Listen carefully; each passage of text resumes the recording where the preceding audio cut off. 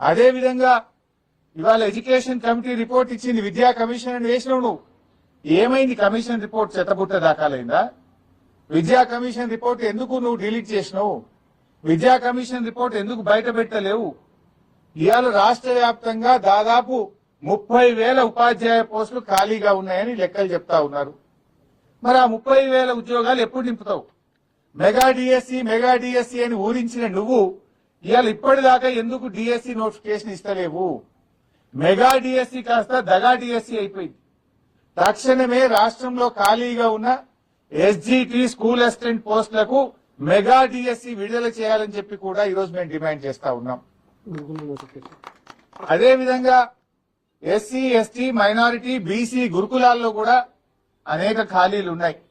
గురుకులాల్లో ఉన్న ఉపాధ్యాయ ఉద్యోగాలకు నియామకానికి కూడా తక్షణమే నోటిఫికేషన్ విడుదల చేయాలని చెప్పి కూడా డిమాండ్ చేస్తా ఉన్నాం. గ్రూప్ 1, గ్రూప్ 2, గ్రూప్ 3, గ్రూప్ 4 వీటిలో కూడా అనేక ఖాళీలు ఉన్నాయి. ఆ ఖాళీలను నోటిఫై చేసి అన్ని గ్రూప్ నోటిఫికేషన్స్ కూడా వెంటనే విడుదల చేయాలని చెప్పి కూడా డిమాండ్ చేస్తా ఉన్నాం. మేమెక్కడో మాట్లాడతలేము. నిరుద్యోగుల మధ్య నిరుద్యోగులు ఆహ్వానిస్తే వాళ్ళ దగ్గరికి వచ్చి వాళ్ళ సమక్షంలో మాట్లాడుతున్నాం. నువ్వు అసెంబ్లీలో కూర్చొని పిల్లల నోటిఫికేషన్లు వద్దంటున్నారు, మాకు జాబ్ నోటిఫికేషన్లు వద్దని ధర్నాలు చేస్తున్నారని డ్రామాలు బంద్ చేయి. పిల్లలే అడుగుతున్నారు నోటిఫికేషన్ కావాలని. ఆ పిల్లలు నా దృష్టికి తెస్తే పిల్లల పక్షాన నిరుద్యోగుల పక్షాన నిన్ను ప్రశ్నిస్తా ఉన్నా.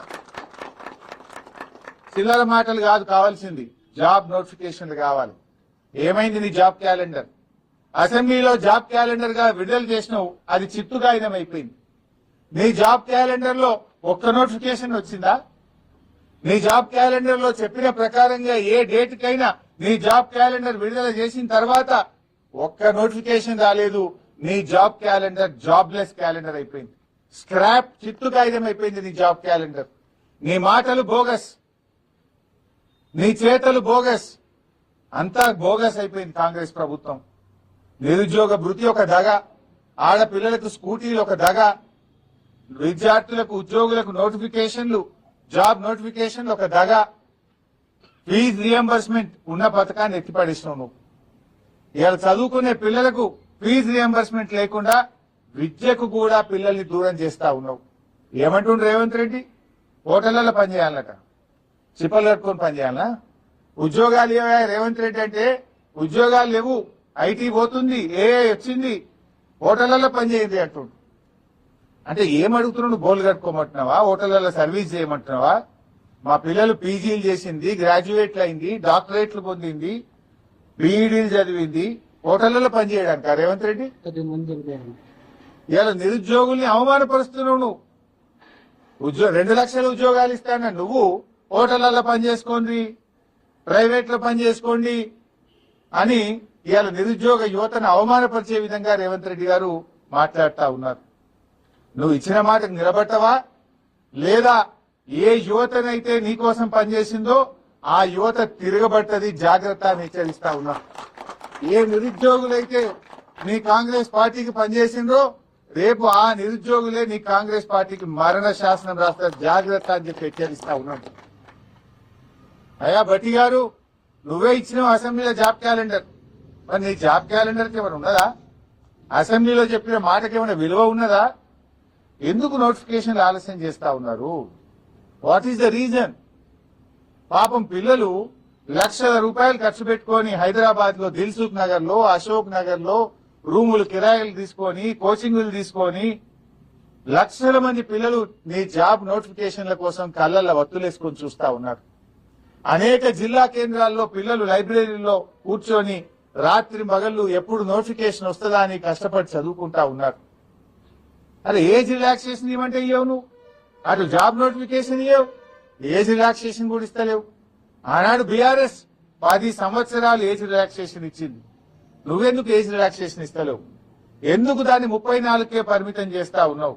ఎందుకు మొండి పట్టుదలకు పోతా ఉన్నావు? ఆ రోజు ఏమన్నావు? ఉద్యోగాలకు అప్లై చేసుకునే వాళ్ళకు ఫీజులు కూడా ఉండే అన్నావు.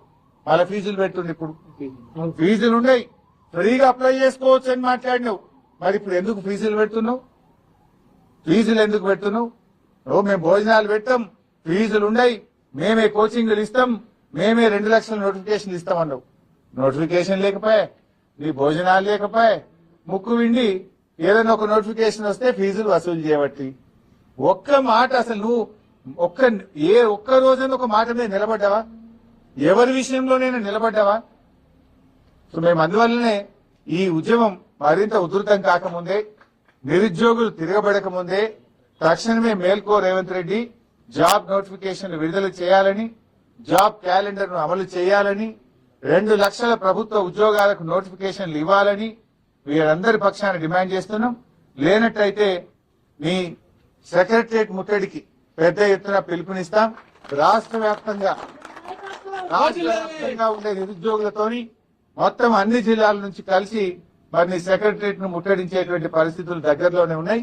మరి అంత దూరం తెచ్చుకోవద్దని, తక్షణమే నోటిఫికేషన్లు ఇవ్వాలని మేము డిమాండ్ చేస్తా ఉన్నాం.